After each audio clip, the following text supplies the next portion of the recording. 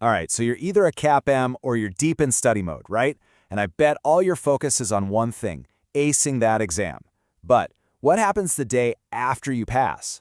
That's what we're going to talk about today, how to actually keep that hard-earned certification. I mean, look, you put in the work, the late nights, the flashcards, you earned that credential. And that's a huge deal for sure. But here's the thing, it's not some trophy you just put on a shelf. It's actually the starting line for a whole new cycle of learning and growing in your career. So that really is the million-dollar question, isn't it? Getting certified is step one, but keeping it active, keeping it valuable, that takes a real plan.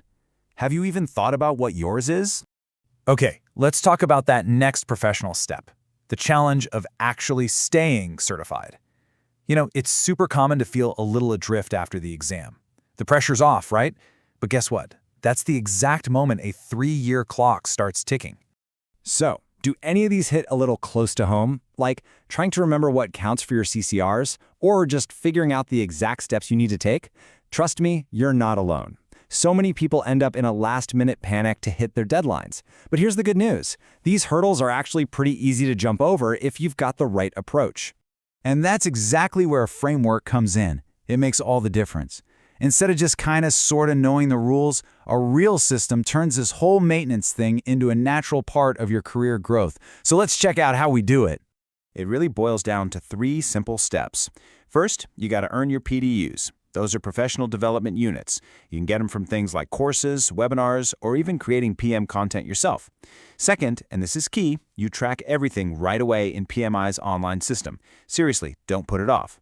And third, you just keep an eye on your progress towards the 15 PDUs you need over the 3 years. Okay, so think about this for a second. Let's say you've done a couple of workshops and an online course. How do you actually translate that into maintaining your CAPM? This isn't just about memorizing rules. It's about applying them.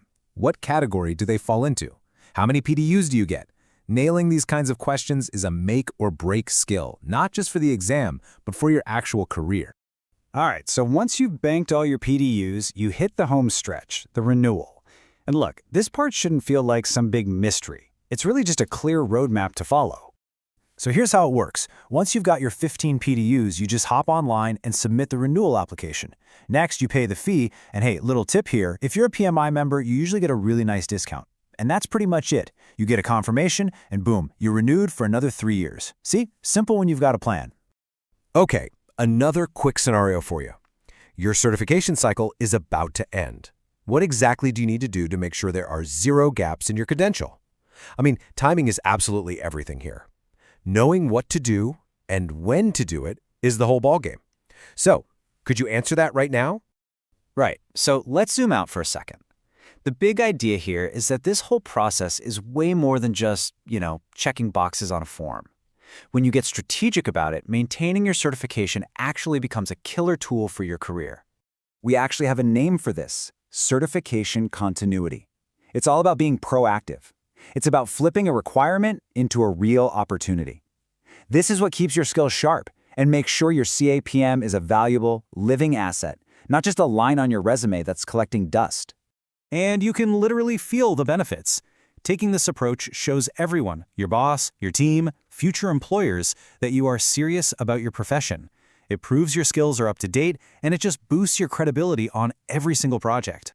Look, anybody can Google the basic rules for maintenance. That's not the point. But just knowing the rules and having a real strategy to use them for your career, that's 2 totally different things. And that's what we do. We train you to think strategically about this stuff, to leave tracking, maintaining, and renewing into one seamless plan for your career.